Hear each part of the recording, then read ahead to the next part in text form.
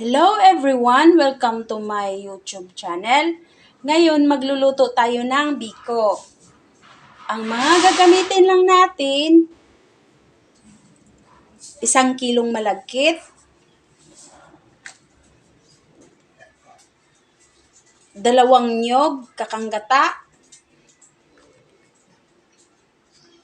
mani na walang balat, balat ng kalamansi, 5 piraso, brown sugar, 500 grams, natin gagawin guys, isasaing natin yung malagkit para tayong nagsasaing ng kanin. Hugasan lang natin ng maigi.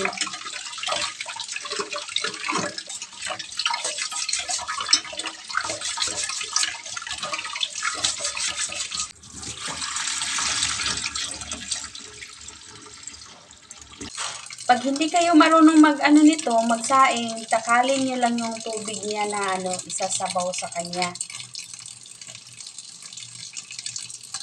Kung ano ang takal ng tubig, ganun din ang malagkit. Pag ako ang nagsaing guys, sinusukat ko lang siya sa daliri ko. Hanggang dito guys ang tubig. Para hindi ka na magtakal-takal. Dikdikin lang natin tong mani guys. Track lang natin. Yung hindi masyado durog. Pag wala kayong sa bahay, almeres, pwede naman yung matigas lang na mga buti. Lagay nyo lang sa plastic.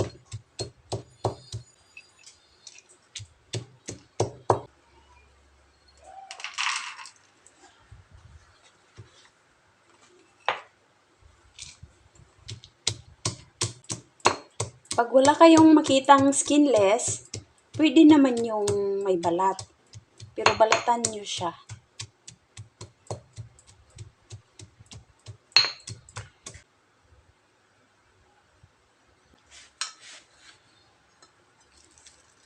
Tingnan nyo siya guys, hindi siya malata na Kailangan guys, wag nyo siyang damihan ng tubig talaga pag isasaing nyo yung malagkit. Para yung biko ninyo, hindi malata. Tingnan nyo guys, Hindi ko siya tinakal pero ang ganda ng pagkaluto niya.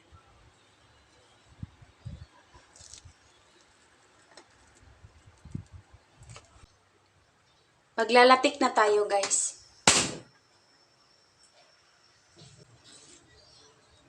Pag maglalatik kayo, dahan-dahan nyo lang ang apoy. At huwag nyong haluan ng tubig yung kakanggata para madali lang siyang maglatik.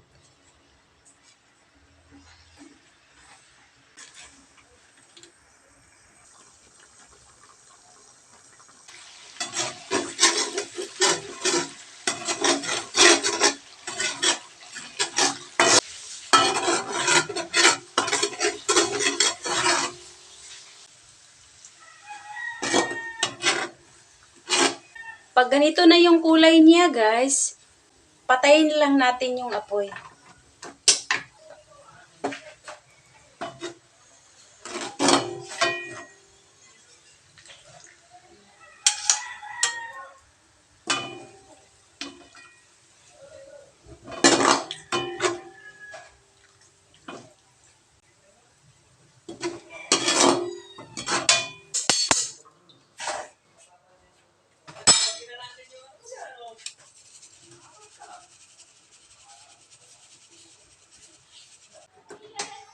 Isindi lang natin ulit yung apoy guys. At saka yung katamtaman lang. At ilagay na natin yung kalahating kilo ng asukal. Ako maglalagay ng asukal guys, sa 1 kilong malagkit, kalahating asukal lang. Kasi ayaw ko siyang matamis masyado. Pero pag nasa sa inyo po yun, pag gusto nyong medyo kayo, matamis magtimpla, kayo dagdagan nyo na lang.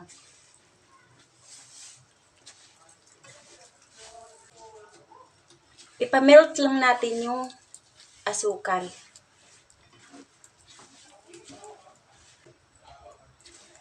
Habang pinapatunaw natin yung asukal, ilalagay lang natin yung balat ng kalamansi.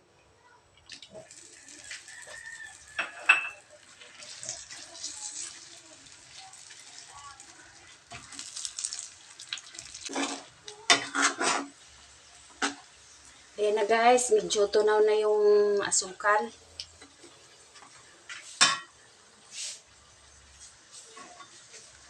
Pag ganito na yung itsura niya, ilalagay lang natin yung peanut.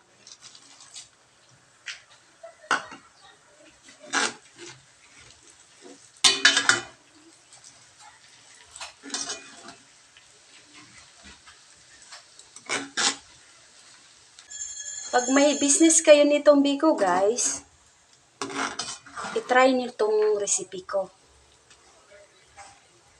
Baka okay sa inyo.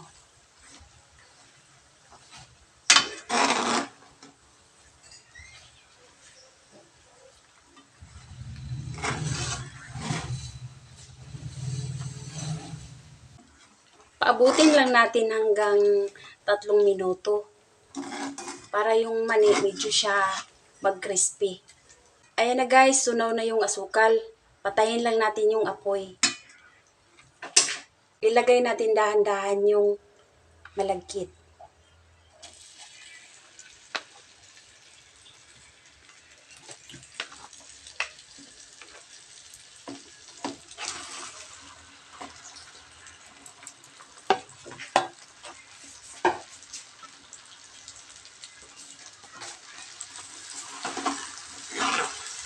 Haluin nyo muna yung iba na unang lagay nyo, saka kayo maglagay ng panibago. Diba guys, ang ganda-ganda.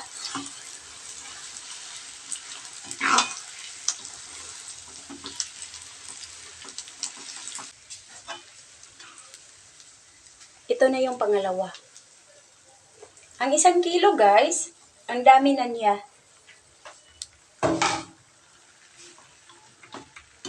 Pero pag gusto nyo lang na merienda lang or kunti lang kayo sa bahay, pwede naman kalahating kilo. Pag kalahating kilo, isa lang nyog tapos 1/4 na asukal. Kailangan guys, bago nyo isindi yung apoy, mix nyo na ng maigi.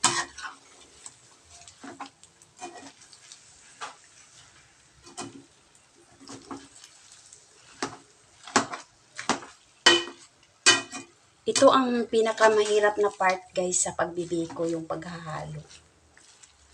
Kasi mangangawit yung braso mo.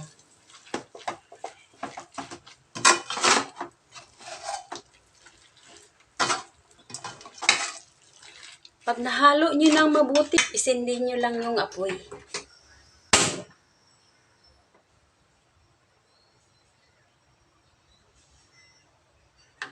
At hinaan lang siya.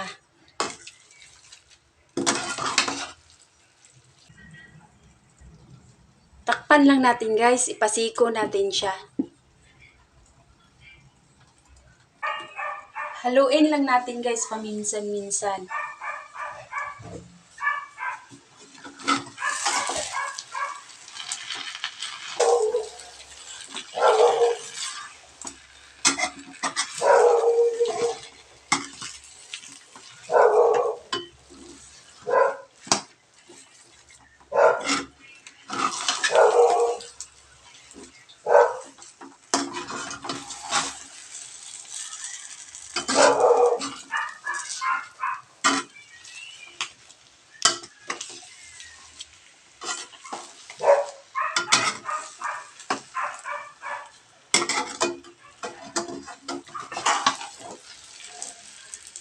Ayan guys, oh, tingnan nyo, hindi siya lata.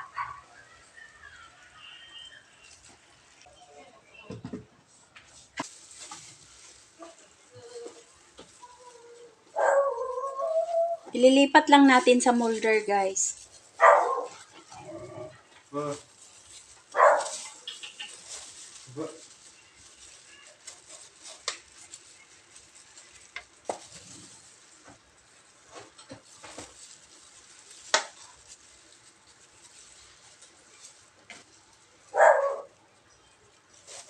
Inin-in ko pala to siya ng kulang-kulang ng isang oras.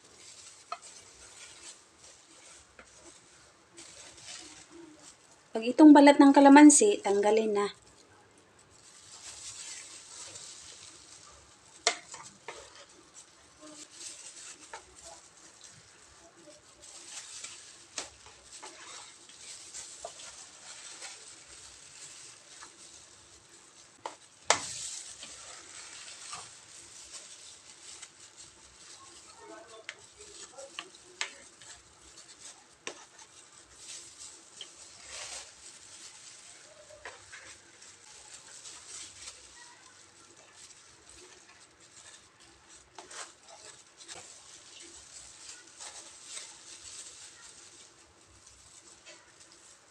Yan.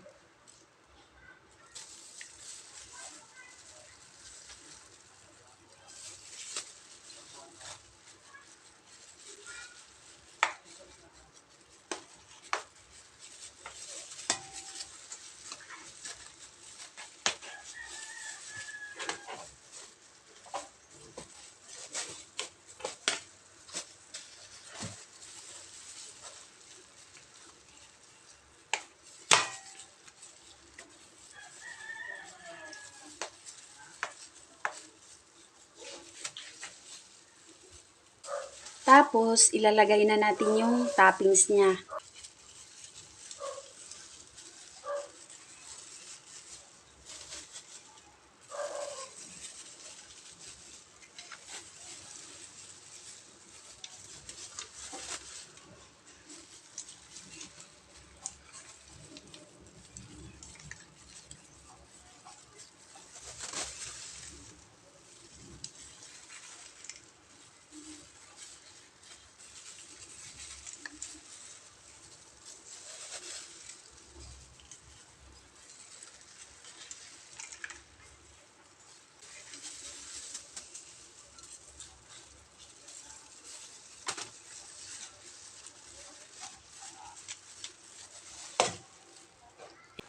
Ayan na guys, luto na ang niloto kong biko.